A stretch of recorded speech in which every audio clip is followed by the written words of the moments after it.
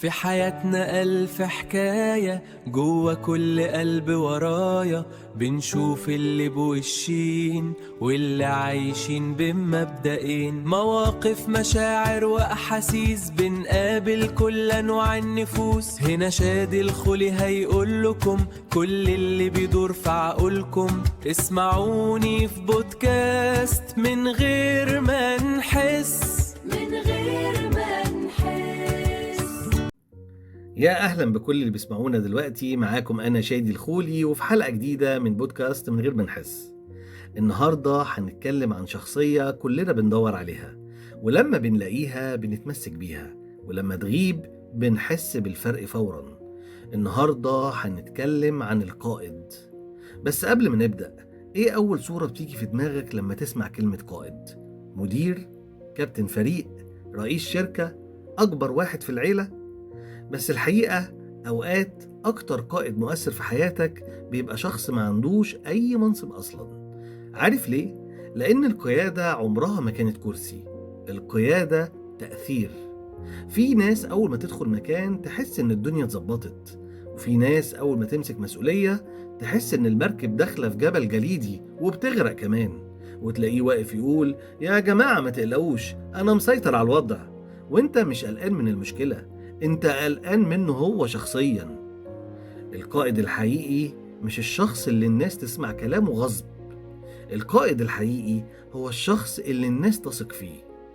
بص حواليك في الشغل مثلا، لما تحصل أزمة وتلاقي كل واحد يقول مش أنا، مش مسؤوليتي، أنا مالي، وفجأة تلاقي شخص يقول خلاص يا جماعة سيبوها عليا، تعالوا نشوف حل. هنا تبدأ القيادة، لأن القائد الحقيقي أول واحد يقول أنا مسؤول، هنلاقي حل، مش أول واحد يدور على شماعة. وفي المدرسة، فاكر المدرس اللي بيخرج من الفصل 5 دقايق ويوقف الطالب على السبورة ويقول له اكتب أسماء اللي بيتكلموا أو اللي بيعملوا دوشة؟ في طالب بيعتبرها أجازة رسمية من التعليم، وفي طالب يحاول يحافظ على النظام، مش عشان المدرس، علشان الفصل نفسه. وده فرق كبير. القيادة مش إن الناس تخاف منك، القيادة إن الناس تحترمك حتى وإنت مش موجود. طيب تعالوا بقى ندخل البيت شوية، لأن أوقات أعظم القادة مش بيبقوا في الشركات، بيبقوا في البيوت.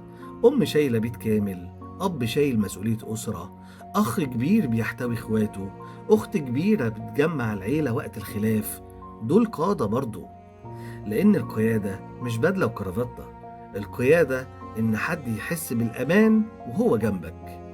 عارفين إمتى القائد الحقيقي بيبان؟ وقت ما الدنيا تبوظ، لأن وقت النجاح كلنا قادة، كلنا عباقرة، كلنا عندنا خطط. حتى اللي ملوش أي علاقة بالموضوع تلاقيه بيحلل ويقول أنا كنت متوقع كده من البداية. لكن وقت الأزمة هنا بتظهر الحقيقة.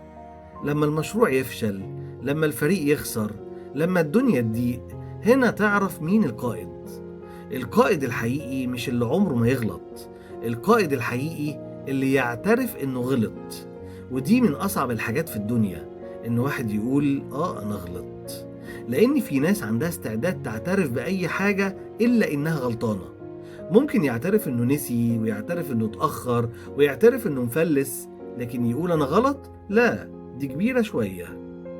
وفي الملعب بقى القائد مش دايما اللي لابس شارة الكابتن، أوقات الشارة على دراع لاعب، لكن القيادة في روح لاعب تاني. اللاعب اللي الفريق كله بيبصله بعد ما يستقبل هدف، اللاعب اللي يفضل يشجع زمايله، اللاعب اللي يجري وهو تعبان علشان الباقي يجري. لأن القيادة عدوى، زيها زي الحماس وزيها زي الإحباط. وعارف أجمل حاجة في القائد الحقيقي إيه؟ إنه بيصنع قادة تانيين، مش بيخلي الناس تعتمد عليه، بيخلي الناس تكبر وتتعلم وتقف على رجليها. أما القائد المزيف أو المزيف بيحب يفضل هو النجم الوحيد، هو المتكلم الوحيد، هو صاحب الفضل الوحيد، لكن أول ما يمشي كل حاجة تقع. إنما القائد الحقيقي فأثره بيفضل موجود حتى بعد ما يمشي. وفي الآخر ممكن تكون قائد في شركة أو في فريق أو في بيت أو حتى في وسط أصحابك، لكن قبل كل ده لازم تكون قائد لنفسك، لأن اللي مش قادر يقود نفسه صعب يقود غيره. وسؤال حلقتنا النهاردة: إيه أهم صفة في القائد الحقيقي؟ الحكمة، التحمل، الصدق، القدرة على اتخاذ القرار، ولا صفة تانية؟ اكتبوا لنا رأيكم علشان نستفيد.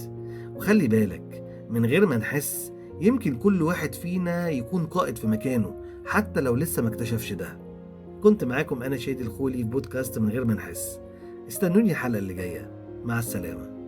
في حياتنا ألف حكاية، جوه كل قلب ورايا بنشوف اللي بوشين واللي عايشين بمبدئين، مواقف مشاعر وأحاسيس، بنقابل كل أنواع النفوس. هنا شادي الخولي هيقول لكم كل اللي بيدور في عقولكم. اسمعوني في بودكاست من غير ما نحس.